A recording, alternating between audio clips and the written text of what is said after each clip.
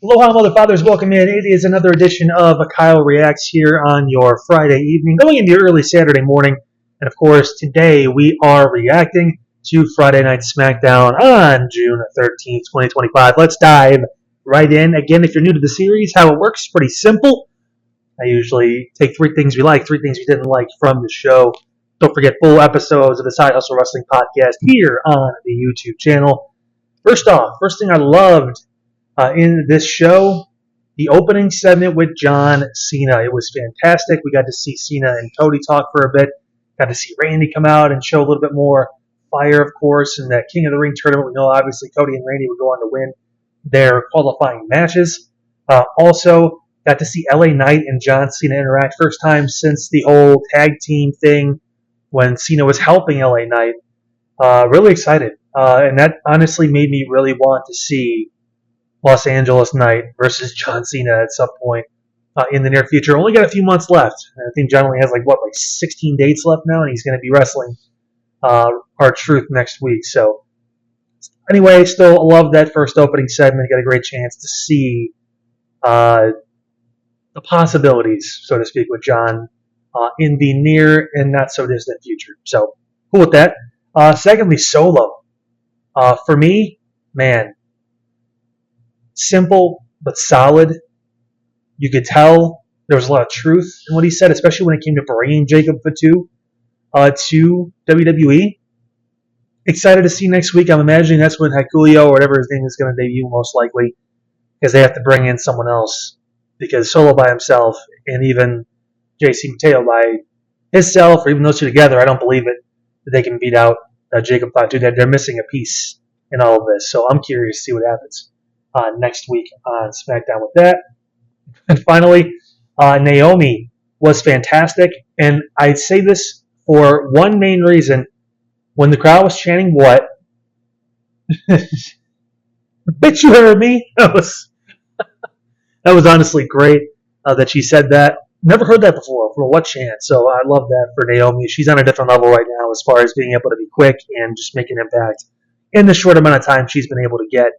While still having some success on screen when it comes to storylines, and it comes to obviously now having the Money in the Bank briefcase and Tiffany Stratton, of course, her days may be numbered. Three things you didn't like from the show. The last one's a little loose. The first one, man, Joe T, I'm sorry. Great sports broadcaster. He's done a lot of great work when it comes to sports on ESPN, on wherever, it doesn't matter. Man, he just doesn't hit for me wrestling-wise. I still think that should be Corey Graves' job. I thought it should have been Corey Graves' job before the meltdown and before the comments about WWE and all that stuff. I still think they missed a tailor-made storyline with him and Pat McAfee they could have ran with. I believe Corey's been cleared. If he's willing to do something like that, I don't see why you don't, or why they didn't to begin with. If they're going to put Pat McAfee in the ring with Gunther, of all people, I mean, you could have at least made it a little more of a fair fight and have a guy who hasn't wrestled in about a decade. But nevertheless, just Joe T, man. Respect him as a journalist, and my professional side says you're amazing, but wrestling commentary, he just doesn't have it. He hasn't. And I think my co-host Anthony would pretty much agree with me at this point when it comes to him. Nia Jax, you know what? Happy that she's improved her work. Happy that she's not hurting people anymore. Tired of her with this Tiffany Stratton angle. I am over it. I get now they're tying in Money in the Bank and Naomi, and Nia got cashed in on, so now she probably wants to help maybe Naomi at some point or whatever it is, or she just has PTSD with the Money in the Bank briefcase and told her to stop from cashing in, or she took out Tiffany Stratton. I don't know. Either way, I'm fucking tired of it. I don't want to see Nia doing that anymore. Again, find something else to do with these girls.